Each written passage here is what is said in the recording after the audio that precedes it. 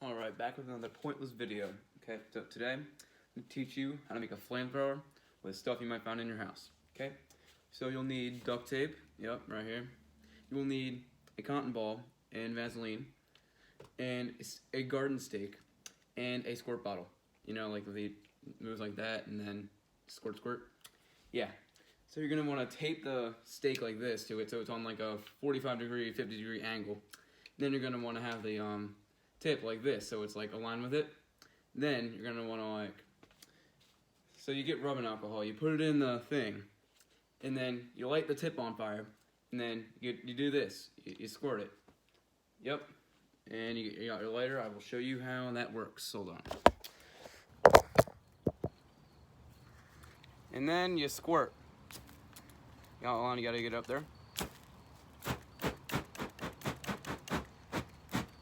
Now make sure to have adult supervision.